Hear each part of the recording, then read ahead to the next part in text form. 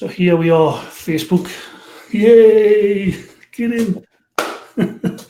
Not without challenges, not without frustrations and a few swear words along the way, but we made it. Anyway, thank you for your patience. Apologies for the delays and for last time as well, but here we are. So, if you've been worrying about what the economy is doing, Brexit, social unrest, and climate emergency, then these are some of the topics we'll be covering today. To talk on these subjects and more besides, we're blessed to be joined by a living legend. He's a Taoist Master who has helped literally millions of people around the globe to live happier and fuller lives, assisting others to overcome health issues and a myriad of other challenges. He's a former favourite on TV with his own TV show and also a healer to the stars, a multiple best-selling author with some 23 books published and counting. Now with his own publishing company, Wayward Publications, he helps those who think outside the box to get their message out to the masses. He's also a musician, DJ, producer, the creator of the world-class Amped series, which is a program which will help you to fulfill your mission in this lifetime. Ladies and gentlemen, it's my honour to bring you the amazing Barefoot Doctor. Welcome, Stephen. Thank you, the fabulous Danny Green. Man, I wish I could carry you. You'd be a bit heavy. Take you around with me everywhere to introduce me to people. Wow, that would be amazing, wouldn't it? Can you imagine being introduced to everyone like that and just stand there kind of modestly looking sort of vacant or whatever until you've done? Thank you, sir. Thank you. He sounds like quite a guy, that Barefoot Doctor. He is quite a guy, yes. The living legend. Thank you for joining us. Yeah. And it's so good to be back, and it's a relief as well. Yeah. So let's jump in. I know when we've been talking via email, you've said you've had a lot of emails from people who are concerned about, social unrest, the economy, all kinds of things. And I guess the underlying emotion is fear. So I wonder if you could talk to us about, these looming things that we're told are going to happen. And you mean our oncoming extinction? Yeah, all right.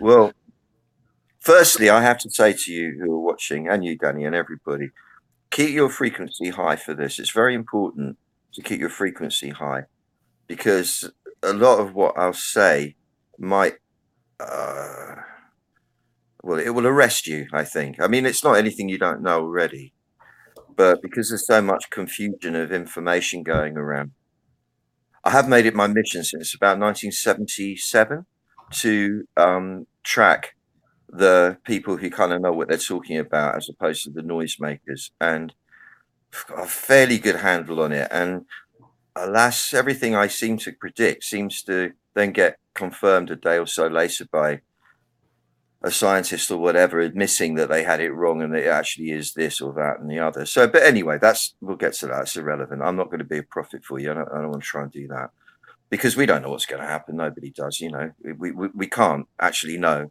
what's going to happen till it happens, but we can make a bit of a prognosis, and that's what we try to do. But my point in talking about it is to offer a remedy for what the World Health Organization has recently, last week, said will become a major sort of mental health epidemic of people feeling the effects of climate emergency. And it really does affect the mental health in a particular way. They know this from doing a study in Greenland at the moment, where climate change is really affecting the environment. It's affecting their food supply. It's affecting their whole way of life. I'm quite emotional. You have to forgive me. Can't really believe we're having this conversation, actually. No, you're freezing up, Stephen. A state of mind that's associated with trying to come to terms with the enormity of the situation that we're in. And of course, most people will go, "Oh, that's being negative. Don't be negative, be positive." And what I want to do today is actually really talk about what being positive means, because this has been also a lifetime study for me. And it's certainly not about just talking about jolly nice things all the time, because that's not positive. That's bollocks. It's not true. It's just kidding yourself. Being positive is taking a view and getting some kind of fix on what is actually occurring, and then making the best of that. even to the extent that it could be, and probably is, we're in a mass extinction scenario, and we're not going to be exempt from that. And it's coming much quicker than has been recently bandied about, right? So even in the face of that, how do you be positive with that? How do you make the most of that? How do you optimize on it? And why would you want to optimize on it and not just succumb to what the World Health Organization is declaring going to be an epidemic of mental ill health as a result of it? How do you stay with your frequency high, and why would you bother? I think that's really what I'm talking about. And the reason is because a lot of people message me all the time, every week, every day, with their conditions, whether it's at the micro level of, like, how do I deal with or whatever disease, or how do I deal with this mental state or that, or situations, whatever. But recently, the amount of people been asking me how to deal with this, feeling so bereft and grieving and fearful and whatever else. How do we deal with the situation we're in? And how do you be positive in it? So really, I felt it was time. And I realize it's a risk talking about all this, the fabulous Danny Green and everybody watching, because, you don't want to down people, because the whole point of it is we're here to enjoy it, even with what's going on, especially even with what's going on. And I'll explain what I mean. We all, at some level, at the soul level, signed up to be here for this movie that we're in here. And we probably did it because we are of a soul group, everyone that's on the planet now, in some form or other, a soul group who need this level of stimulation, shall we say, or arousal to evolve. I suspect that, I don't know how it all works, nobody really does, we can only theorize, but I guess it takes quite a refined level of soul group to come on the planet at a time like this, to be able to bear witness to what is certainly the biggest event that has ever happened in recorded history, at least. I mean, we have had these scenarios occur before on the planet, we know that, but not in any kind of known history. We don't know what that's, no humans know what that's like. So we're really privileged. And every situation that you find yourself in, whether it's winning the lottery and buying yourself a big, beautiful palace and living the life of Riley, or facing human extinction, has its yin and its yang. Believe it or not, even the richest, most blessed, privileged people have got their shit to deal with. Everybody does. And you might think, well, you've got all that, it doesn't matter if you've got a bit of trouble to deal with, it can't be that hard. But actually, it's all relative. And oftentimes, the more luxurious and beautiful your environment, your conditions, the harder it is to deal with the existential crisis, and everybody's got one, believe me. And the fact that we are in this extreme situation, I don't think people really get it yet, because we're getting the signs. We know that the Arctic was at 22 degrees for over a week, or maybe more, a week or so ago. We know that the ice was melting during that time at 12.4 billion tons a day. That's the land-based ice. That's the one that makes the sea level rise.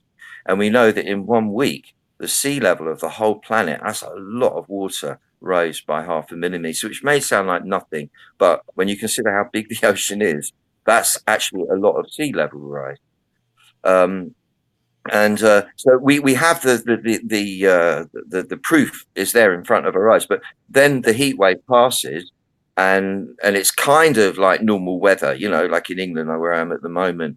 You've got this kind of cloudy, sunny, rainy, dry, windy, not windy, whatever. That's kind of normal for England, but it's a little bit more intense than it normally is. But we forget it. Oh, well, that's gone away now. Forget about climate change. That's not happening anymore. Not at the moment. That's not on the agenda now. Let's talk about something else.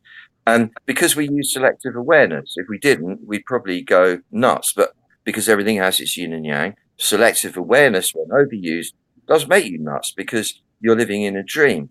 I'll give you an example of me. I'm sure you have your own versions. I'm essentially a vegetarian. I was a strict vegetarian for 7 years back when I lived with Native Americans in New Mexico when I was a younger man, since which I mostly don't eat meat. But when I'm hungry for breakfast in Spain, and I've had my juice and I've done all that stuff and I've done my bit of work and I really got to go and eat something, there's nothing in the house, I go and have bacon and eggs.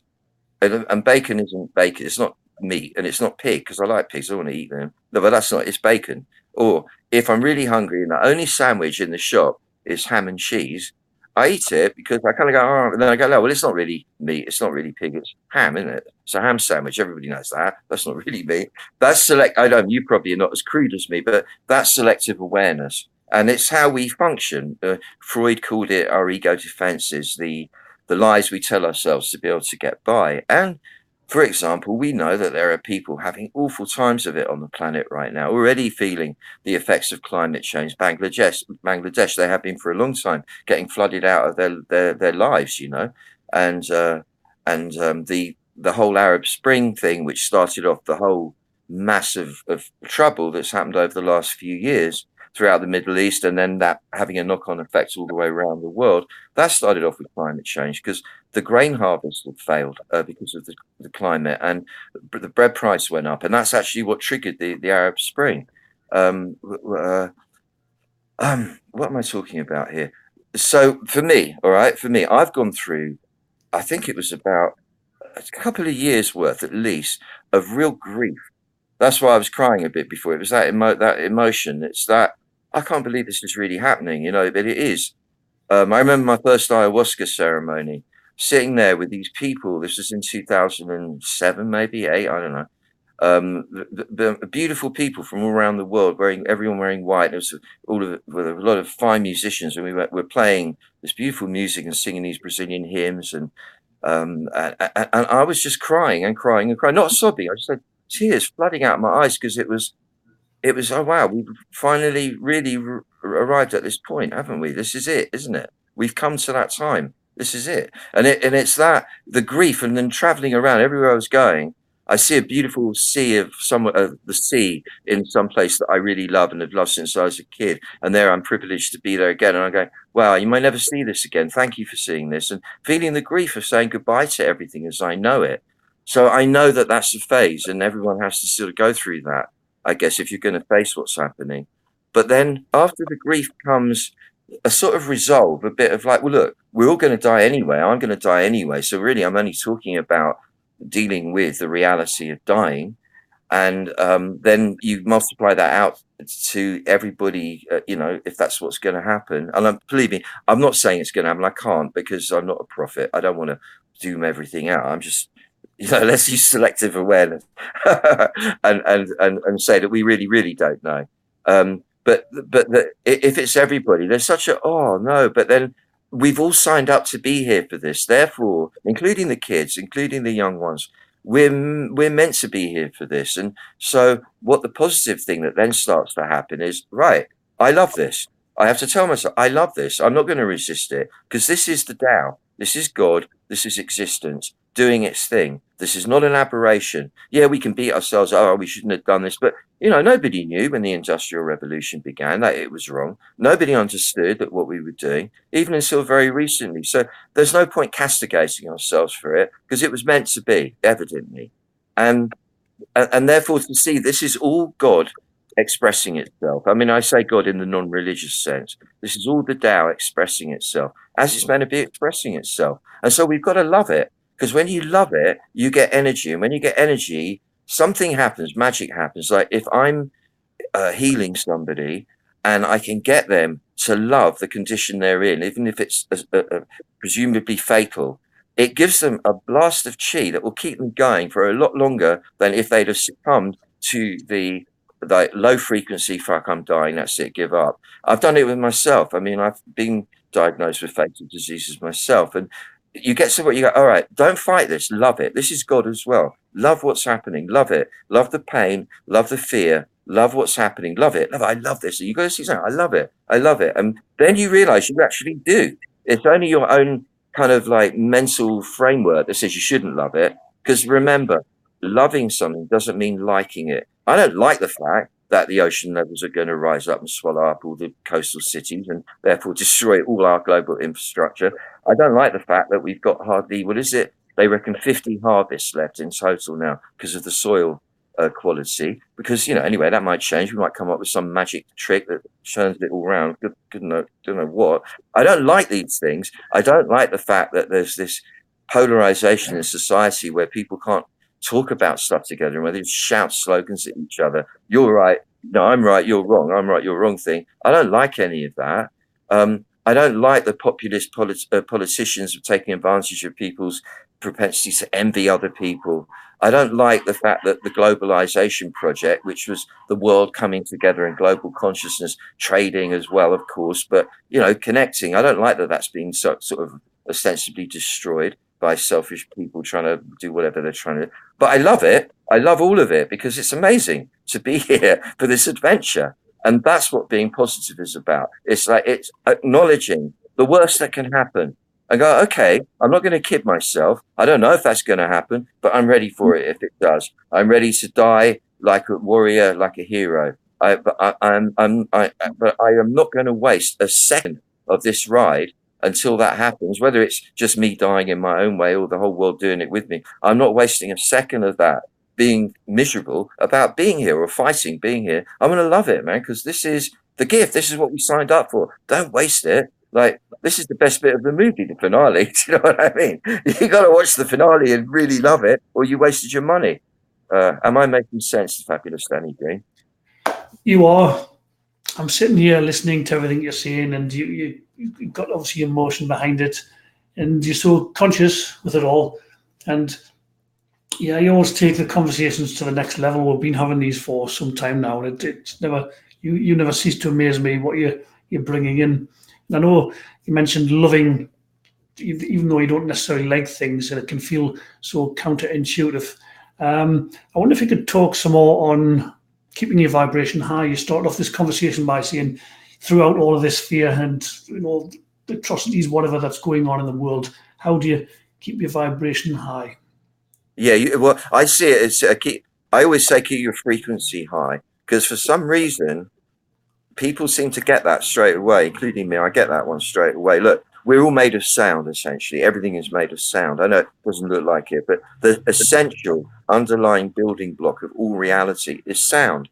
The universe is built on a sound wave, 30 light years across, called the cosmic background radiation wave, that operates 50 octaves below human hearing. And that's the Om. That's what we replicate when we go, Om. But if you could imagine that 50 octaves pitch shifted down, I mean, it's hard to, I've heard it when I was a kid. I know what it sounds like. We all do, actually, I'm sure of it. But it's so deep in the subconscious, it's almost impossible to access. So the Indian yogis chant Ram, Ram, Ram, or Om, whatever, and then when they stop in the silence, they hope to hear the actual sound itself, because that is God, if you want to say. That is it. That is the basis of all existence.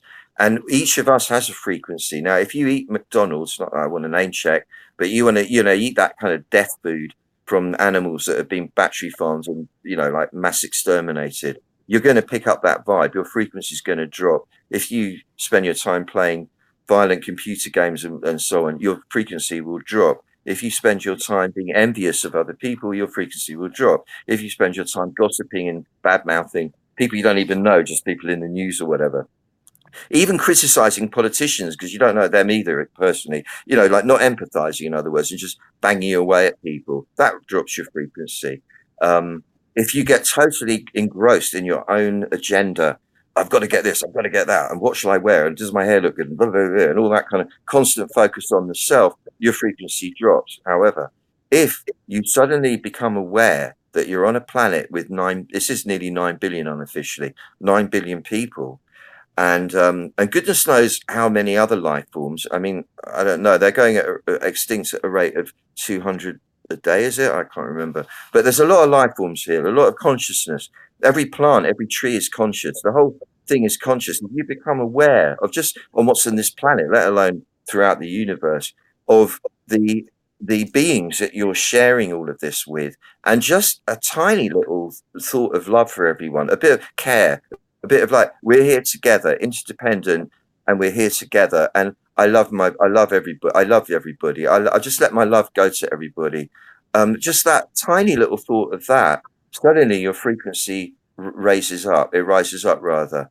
And we don't have to do it consciously. It just sort of happens. If you say to yourself, lift my frequency, lift it right up as high as it will go, the subconscious knows to do that. And without you hearing it, your own personal level will increase to the perfect harmony. It will get to the perfect resonance rather. And I really don't know how to. I could do it. There's an exercise you could try this. I don't know if you can't make a noise where you are, you can just visualize this, and it will have the same effect. If you just make any old noise like like a low frequency noise, like if you're being like miserable and down, and you're thinking, what am I doing? What's the point of it all? That feeling. And now think of something that symbolizes something amazing and high frequency for you. It could be, if you're a fantasist, it could be a unicorn, an angel, or whatever else. It doesn't matter. If you're Christian, you could picture Jesus. If you're a Buddhist, you picture the Buddha. If you're a Taoist, you just picture nothing, because that's what we picture. And just make the sound that goes with that. And it might be something like,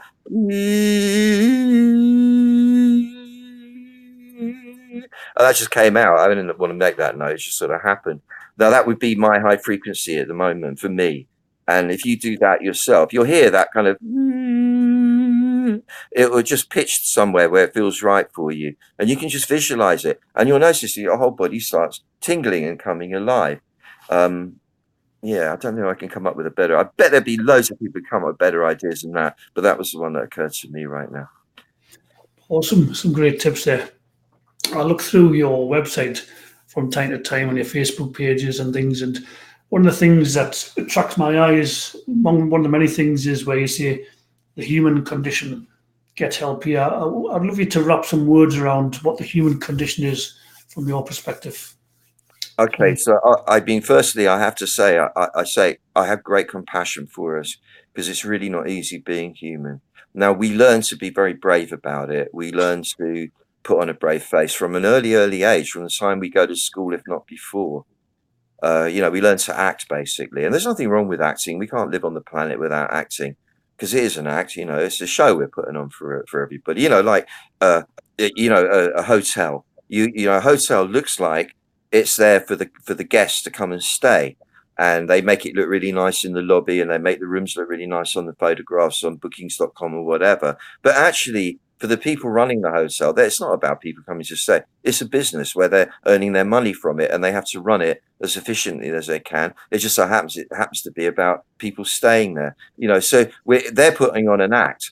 And we're happy to go along with the act, because we like playing the act of being the guest staying in the hotel. It's all a show, the whole thing's a show. And but underneath the show, underneath the act, we are all terrified of our own extinction, of our own mortality, of dying.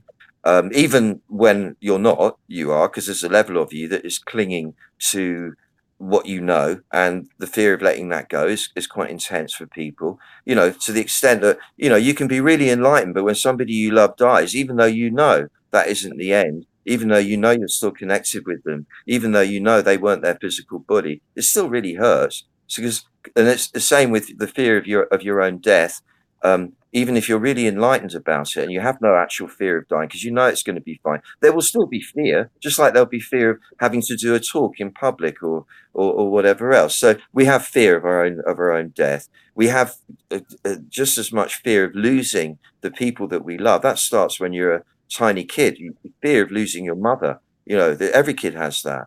And then we have the fact that our parents are human and have been in various stages of a mess, because humans are in a mess. We're animals. People are not clear most of the time. And most people's parents weren't enlightened sages, and so they messed it all up. And parents, without realizing it, or maybe even realizing it, can be really cruel to their kids. They could be really ignorant and say stupid things. They teach their kids daft ideas and so on and so forth. And every child knows the truth. We all know what's what, because we come from heaven, if you like. We come from the great miracle of existence. We all know what's what. But when you're told, no, it's not like that, it's like this, and you're told it enough when you're a kid, you believe it, you get hypnotized. Then there is confusion, because it's not right. So you've got conflict. Or, when you say, mummy, what is that? It's not for you to know. It's, you know, like that. And you, well, why not? You know, and there's all these secrets. So you've got this weird feeling of, I'm not entitled to know what's going on, but I know what's going on. No, I don't. All this confusions. You got that. Everyone has fear of I say, of dying, therefore fear of starvation. And that is, therefore, you have to please the people around you. If you fall out with the clan, you will not be fed and you will die. This goes back all the way to when we were hunter-gatherers. You know, it's all in our DNA. We react the same way as our ancestors did, even though the world around us has changed. So the fear of not surviving, of being left behind. No, it's okay, guys, you leave me here and you go on. You know, that moment, that's a great fear that people have. The fear, actually, physical violence. We don't, well, we're actually seeing more and more of it now in England, in London especially. You know, there's a knife murder pretty much every day now, and you've got the multiple shootings in the States and all the rest. You know, there's violence. We have fear of violence. When we walk down the street and you see somebody coming towards you without realizing it, you're summing up, if there was a fight here, who's going to win it, them or me? You know, there's fear of other people. I know all this, I'm a martial artist, and you know, that's how you get what makes people tick, because that's what you're using when you're, you know, when you want to win a contest or whatever. You're using that psychology all the time. And so there's that. Therefore, fear of not making a living, not being good enough, fear of looking like an idiot, fear of humiliation. People are terrified of humiliation, and fear of illness, of course. You know, because that everyone's pretty afraid of being incapacitated and being in pain and not being able to get on with stuff. And then you've got, on the other side, you've got the drive, the ambition to make it brilliant, to overcome those fears, to rise above it, to succeed, to achieve. And there's the narcissistic part of that. Yeah, then they'll think I'm okay. Yeah, then they're going to think I'm great. And then there's the genuine, driven side, which is, I have a calling, I have a mission to create something or contribute something, and I'm going to do that. I'm going to do that. There's that drive. And then you've got, for example, like, you know, climate change and all the rest of it. And then what's the point? You know, what's the point of me doing this project that's going to be great for the world if there's no world around to do it in? And then there's the bit of you that goes, oh, don't think that. That's stupid. Just carry on. Do da da da da da da. You know, there's all these different voices basically in the forebrain vying for your attention constantly, and comprised of hopes and fears essentially. And that is really the human condition. It's like a story that is enacted in the front part of the body, by use of by virtue of an internal narrative that we, you know, we're speaking to ourselves in the forebrain all the time. You know, should I do this or should I do that? What will they think of me if I do it? Oh, it doesn't matter what they think of it. Well, it does matter. You know, all that stuff going on constantly in the forebrain, and we react to all that noise by tensing up in the belly, by feeling fear or excitement, well, fear or excitement essentially, in the belly, and that creates a kind of loop, a closed loop of arousal, a negative arousal most of the time, between the forebrain and the belly. And because your sense organs face forwards, you perceive life as going on in front of you. And because life is what we all want, and being involved in life is what we all want to be, you're drawn forwards into the front of your body to get in it, to be in it. But what you're doing then is actually not going into life. You're going into the story you're telling yourself, and the story everyone's telling themselves, and the collective story everybody's telling themselves, because all of that goes on in the front of the body, in everybody. And when I say this collective story, I'm talking about, I'm in England at the moment. No one could argue with that. What nonsense that is. I'm not really in England. I'm on a bit of land that the water hasn't come over the top of yet, or for a few thousand years. You know, it's not really called anything. It's just a bit of land on a planet. And America is not America. It's a bit of land. That's what it is, you know. And all these, England has a flag, or Britain has a flag. That's your logo. It has a God save our great. That's the jingle. You know, it's all a story, man. We're hypnotizing each other into this ridiculous story constantly. And we kill each other if the other person doesn't believe our story. You know, the story of our religion or the story of our country. We'll kill people for not believing our stories. That's how powerful the story realm is, and that all goes on in the front of everybody. However, we developed in the womb from the spine outwards. The spine was the original bit of us. on a cellular level. As a fetus, it starts off as a spine, and then it grows from there into the rest of the body. So the original self, if you want to call it that, is the back. It's your spinal column.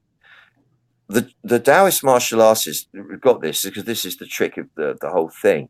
You learn to stay in your back all the time, because when you deliver a blow to the opponent, whether it's a kick or a punch or an elbow or whatever, if you do it from the back of you, you've got your body weight coming into it. And therefore it has, however heavy you are, that much force coming through your blow. You don't need to use strength then, you just need to use basic body mechanics, and you will likely prevail over the other because of the force of it all. Likewise, if the other is punching, kicking, or whatever to you, at you, when you're in your back, you're able to see it coming. You feel the fear in the front of the body, but you're not that fear. You feel the anger maybe, but you're not that anger. You're behind it all, and your mind is clear, so you know what to do. And I've experienced this when I've had the occasions to have real life situations, violent situations. I felt it working. It is really remarkable, and it's clever stuff, and it works. So what they then did, and what I've made it my mission to do, is to do that all the time, not just when you're fighting or practicing martial arts, but always be in your back all the time. Because when you are, you're able, with your mind in the back of the brain, you're able to bear witness to the drama of being human going on in the front of you. And you're then looking at it from the eternal self. This is where the high frequency stuff really happens, when you are in your eternality rather than lost in the local story. It's in the eternal state. And I have nearly died a few times. I mean, really nearly died a few times. I've had those, whatever they call them, near-death experience things, enough to know that that's what's really going on all the time. And that's who we really are. We're just distracted from it all by the story of life. And it's a beautiful place, so don't worry about it. It's fine dying. I know that. Really it is. It's fine. It really is. I promise you. It's okay there. I know it is. And it's more than okay. It's amazing. And it's actually where we already are anyway. That's the irony of it all. We just don't realize it. And when you go in the back, you learn that that's who you are. You are the eternal self. Not only be in your back, but come out behind your back as well. You fill up the space behind you. As soon as you do that, you realize you're huge. You know, you're not somebody that can be bound in the limitations of a physical body. You're really huge. The front part of you, the face, the personality, is just the tip of the iceberg. Now, when you're in that state, you can then choose the option of opening your heart in the front and allowing your love, your loving kindness to flow freely to others. And as you can see, you can probably tell from me, I'm not a saintly character. You know, I'm a man with all the different drives going on, and I love the world, and I love the pleasures of the world. I'm no stranger to all of it. You know, I'm not kind of elevated to saint level by any means, but even I, selfish bastard like me, can let the love shine through. And doing that has transformed me and my life, and it transforms reality. So even if we are facing the absurd turmoil of social unrest or economic collapse and sea level rises and goodness knows what, asteroid collision, and whatever.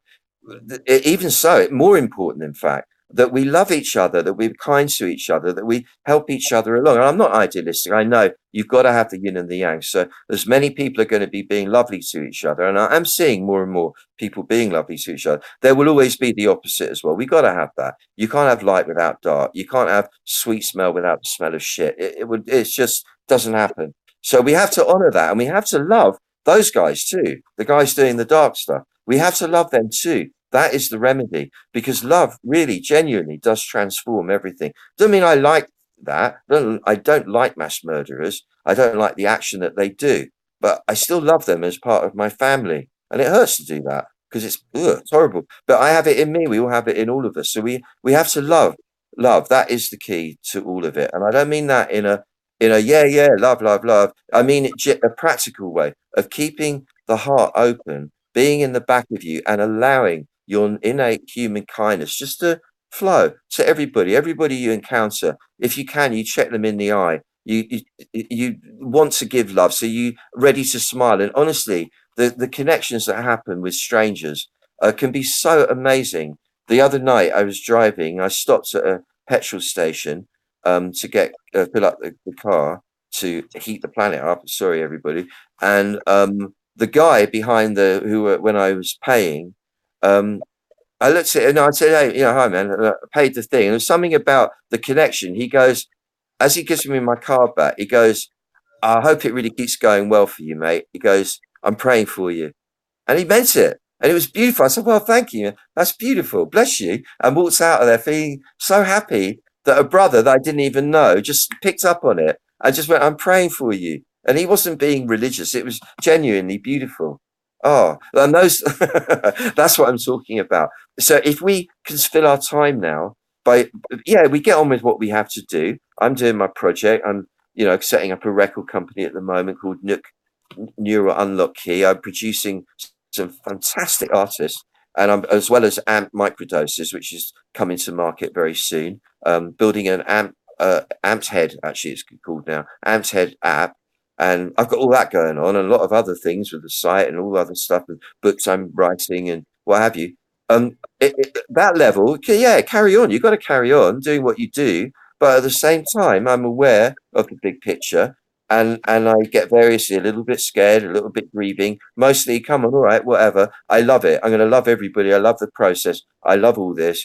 And I make it beautiful as much as I can. If we all make it beautiful for each other as much as we can, I don't say it's going to save the human race. I don't know what's going to happen, but it certainly make it a lot more fun on the way, because why make it miserable? If this is the end of it all, for fuck's sake, don't waste it being unhappy and horrible. Use it to be beautiful and love it. Oh, am I preaching too much, people? Tell me. Preach, brother, preach. Yeah, so inspiring and insightful things you're bringing in. And, to get back to the human condition, once we realize underneath it all, we're all the same, and we realize we're all connected. How often do we judge what's going on inside of us by someone's exterior? It's not a fair, comparison. Not that it's a good idea to compare yourself anyway, but it sets you free, doesn't it, Stephen? It sets you free, knowing we're all the same. We all have the same desires or insecurities, fears, etc., etc. I just wonder if there's any, in view of what we've talked about today, any videos, programs on your website, your vast website, that you could recommend people take a look at. Funnily enough, thank you for reminding me, because I thought of this before. I just released a training called The Way, which is obviously a play on the Tao, because the Tao is translated as the way, but it's the way of the Taoist approach to mental health and hygiene. When I say hygiene, having an ordered mind, an orderly mind, the way of keeping your mind ordered at all times. And you see, one of the things we were talking about, you were just saying all of that. We are all the same. However, there is the whole range of how that gets presented. And I've worked with dangerous psychotics, for example, and they are dangerous psychotic people, right? And we all have the potential for that. But when you come face to face with it, it is really quite frightening. Actually, it can be anyway. And because you're dealing with somebody who is not like present in the way that you would want them to be. So you have to find this way to get to them. And what happened, the reason, because of the fear that elicits, the way that the mental health industry operates, which is essentially how it's always done since the Middle Ages, is to say, me, the psychiatrist, I'm not mad. You, the patient, you're mad. And I'm going to make you better by sticking electrodes on you and doing this and giving you loads of drugs and doing whatever else. Whereas, in fact, the psychiatrist is as mad as the patient. Everybody's mad. We're all nuts, right? And that's the point. We've got to acknowledge that we are all basically loonies and in a giant loony bin. And the trick is to make your madness work for you, and to make it work with everyone else and help everyone else make their madness work for them. You can't make madness go away. It's part of the human condition. So anyway, The Way, this training, it's not a long one. I can't remember how many videos it is, but it's nice. I shot it up at the secret ashram, which is the ruined castle that we have up on the mountains in Spain, that might at some point get built into a luxury retreat, but it might not. I don't know. And It's lovely out there. So it was a really nice filming experience. I remember that. And basically, it explains everything I was talking about, being in the back and how you operate, when depression occurs, what depression means, what anxiety is, what these different states are, and how you field them by being in the back and accommodating, owning them, and then changing your intention. And it basically would help, I think, very much. I think it would help. Check it out. It's on a special introductory offers. It's really, normally it'd be $97. It's $27. So it's really good value. If you don't rate it, you can always get your money back as long as you do it within the first week.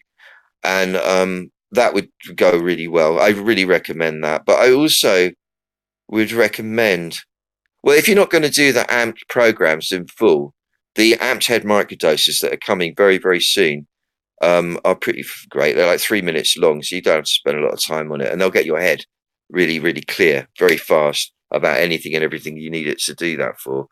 Yeah, but get the way.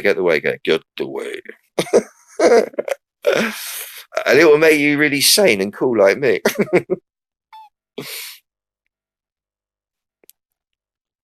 Are you there? Help! Where are you? Be gone, baby. Are you there? Sorry, I had my microphone because there's disturbances going in the background. Sorry, right. Sorry.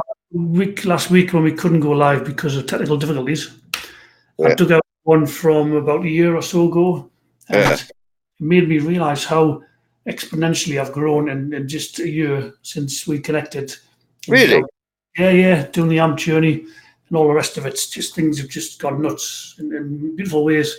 And so it's funny, you might not see it as you're going along and going through it, but it's only when you take a look down the mountain from a year ago, you think, Jesus Christ, how much have I grown? How much have things morphed and changed? So the barefootdoctorworld.com is your website, and the program you mentioned is called The Way, as in the way of the Tao. The doc always over delivers, provides massive value. So I really recommend you check that out. What else have I got down? So I don't know. It's a very big question, but with the view of climate emergency and all the other things we've talked about today, social unrest, is there anything we can do to prepare or protect ourselves on a practical level or a spiritual level or any level, really? Well, I think you've got to keep your body as strong as possible. I mean, I do qigong every day and tai chi and what have you. So that I would recommend a daily regimen of physical exercise to be physically as strong as you can, because that is the basis of everything else, really. For what it's worth, try and eat as clear and clean as you can to keep your frequency high. Trying to spend your time as much as possible not taking the piss out of people, not being envious, not being horrible about people or to people, not being looking at other people and thinking, oh, why haven't I got that? But focusing on what you can bring to the world. Everyone's got a unique gift. Focusing on what you can bring, because that protects you for a start. Then there is a technique of visualizing a sphere of energy around you, spinning in a counterclockwise direction, which deflects all negative energy and removes negative energy from your field, while simultaneously, co-spatially, there's a sphere turning in the clockwise direction, which is drawing to you all positive forces, help, friends, opportunities, and so on and so forth. And to honor the fact that we operate at different levels simultaneously. So it's not whether you're focusing on your projects and your life, therefore you're in denial of what's the big picture. It's like you're aware of the big picture. So rather than cut out awareness and go, oh well, it doesn't matter, that's going on, fuck all that, it's all bollocks anyway. What's important is that I make money this month and my project works. It's not that. It's like within the context of this enormous, ridiculous scenario that we find ourselves in, I also will continue doing my stuff because that's what I'm doing. What else am I going to do with my time? I'm not going to sit around worrying or whatever. So you've got to kind of do what's helpful and useful for yourself and others as you go. But keep honest about it. Don't cut out your awareness. Stay awake to what's happening, because in a way, as terrible as it is, it's magnificent and beautiful. All change is good. You know, you've got to keep telling yourself all change is good. Even if you don't believe it, all change is good. Just keep telling it. And it starts to resonate with you because it is. It's life evolving. And who are we to argue with life evolving, however it happens? You know, and I think when we've left the body, I think when you leave your body, I don't know what it's like on the other side. I mean, I've had hints of it. I know it feels all right. One presumes that your consciousness becomes infinite. You're no longer limited.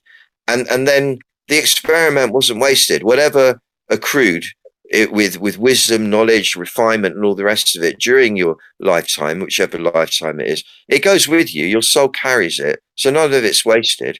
That's the point, I think. I think that's the point, anyway. But the main thing is loving it, because this is the Tao. And when you love the Tao loves you back. Doesn't matter how ferocious the Tao is being, whether it's like ravaging pain or destruction, still love it because it's the Tao. And then the Tao loves you. You won't be destroyed by it somehow. That's kind of what I've got to. That's the best I can do today, anyway. We could talk about it again in a little while if we're still all around. Maybe see if I progress a bit, could be a bit more helpful. Other than say, I love you, everybody that's watching this. Oh yeah, and at some point in the next couple of months, once New Track starts releasing tracks, you've got to check out a track by Minnie Mins called "The Ancestors." We just produced it in a 13th century Norman church in Cornwall. She was playing a Steinway Grange, a brilliant pianist, and talking, and obviously on the super amped head electronic kind of backdrop. It's really amazing. That's sort of like the song for the end of the world, I think. No, it really is good. It's something else. So look out for Minnie Min. She's brilliant. Oh, anyway, there we go. Cool. Fantastic. As always, you've given amazing, massive value today. I always love doing these. I'm so glad we got it to work. You see, you're beautiful, man. You are the fabulous Danny Green. You're such a lovely man. And when you said that working, since you know me, all this stuff's happened. I've always seen you as you are. You are an amazing man. You just are a beautiful, beautiful man. You really are. Special. You're a special one. You are.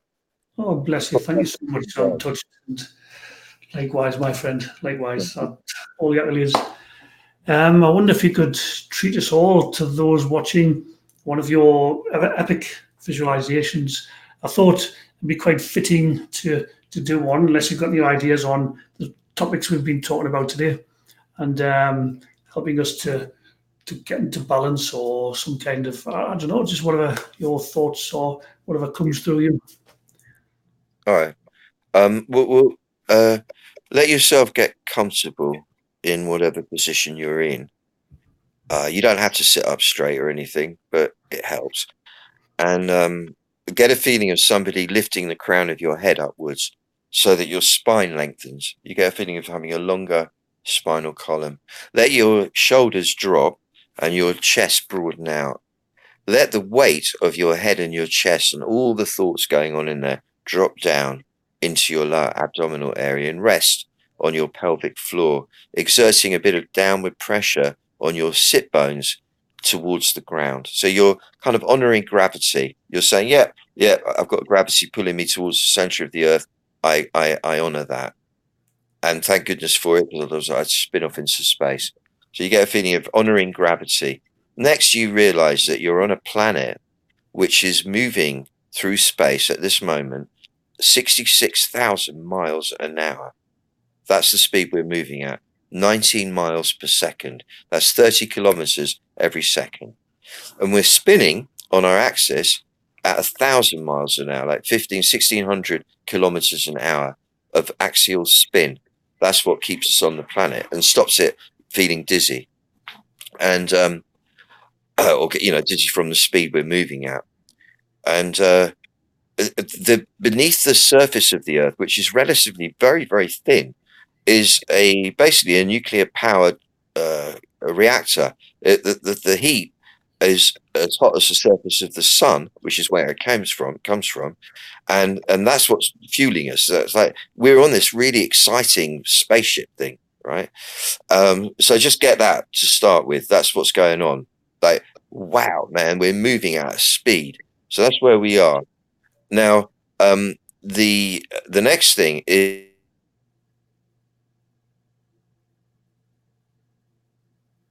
side scenes. is the front, and the forebrain is where you've got the movie going on, the story that describes reality to yourself.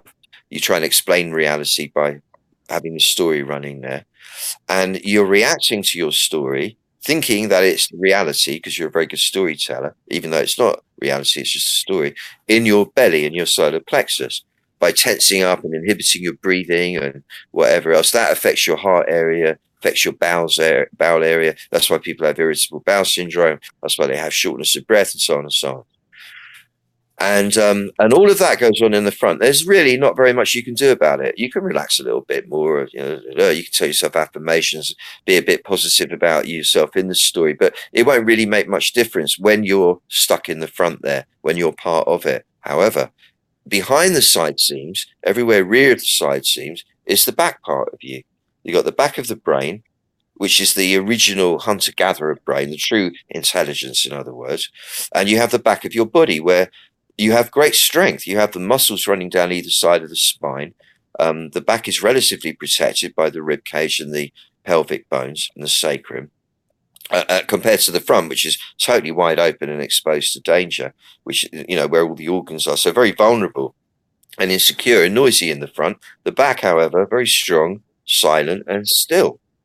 So you kind of figure, which environment do I want to spend my time in? The madness of the noise of the human drama going on in the front, with all the weakness and fear and the lies and all the nonsense in there, or in the stillness and silence of my back, in the strength where everything's rock solid? Which do I want to be in? So presumably you decide to be in the back part of you, and suddenly you could say, how do I do that? There are a lot of ways. But it's your back and it's you, so it's not really difficult. You just sit in the back instead of the front. Like, tip yourself backwards a bit. Let all the weight flip into the back of you. Let your mind roll into the back of your brain and rest up against the rear wall of the skull. You might want to push the back of your head back a bit to get a sensation at the back of your head, just to remind you where it all is. And just be back there. Just be back. Be back. And even come out the back of you, because your skin's not a real barrier. Be in the space behind yourself as well. And suddenly you realize you're very big. You're not just this small thing. You're this very big being. And the front part of you is just the face. It's just what the personality comes from persona, meaning mask. The way you present, it's just a mask on the front of God, basically. The front of the Tao. This whole thing behind it, this is the Tao. It's who you are. It's who we all are. And you now can open your heart in the front a little bit more. And as the Tao, as this big presence, this huge, infinitely powerful presence, let your love flow, your beauty, the unique strain of beauty, which is particular to you and nobody else. That's your gift. That's what you're really here for. Like flowers in the garden, each there to share their beauty, their unique beauty, each of them. So do that. Just share your unique beauty now and become aware from the back of you that there are nearly 9 billion other beings on the planet with you right now who are also the Tao. They might not be aware of it consciously, but that's who they all are. And by being in the back and letting the love flow from the heart ubiquitously, freely and generously to everybody, we're all connecting up suddenly. And all 9 billion of us now, whether most of the people are not aware of it or not, are now connected. And now we can send a message to everybody, which is, whatever you want to make it, be strong, be courageous, be loving. Let's make the best of this. Let's maybe even see if our incredible ingenuity can come up with solutions that reverses this even. Not that it's probably possible, but maybe we can. Who knows, whatever. Or maybe a volcano will go off and make a nuclear winter and cool everything down. Anything can happen. We really don't know. But let's make the best of it. Let's be beautiful with each other. Be strong, my brothers and sisters. Let's all be together rather than against each other and make this an amazing time, whatever. Let's do that. Let's have the best party ever. Whatever your message, that's my message, whatever your message is, you're transmitting that from your soul to everybody now. And then bring the focus back to you, the individual that sits in the front of you. Have compassion for that individual and all the people close to you, for them as well. Have compassion for all of them and determine what you need for you now. You need to do well at whatever you're doing, to keep making the money that you're making, to keep feeding yourself and the people depending on you, and housing and so on and so forth, and to enjoy yourself, to enjoy yourself being here, to be healthy, to be strong, and to get on with everyone around you, and to not waste time giving yourself, punishing yourself or punishing everyone around you, forgiving everyone and forgiving yourself, and relaxing and taking advantage of this amazing, unprecedented opportunity to experience this reality. And then when you come back to the familiar waking state, put your back into it. So although you're kind of coming forwards again, in a sense, you're doing it by putting your back into it. You're bringing your back with you. So you're coming forwards with all of you rather than just the front of you. And do so ready for beautiful surprises to happen to you. Because my hunch is that from us joining up today doing this, and anybody watching the recording, beautiful surprises will be triggered for everybody involved in this. And why not, eh? That's it.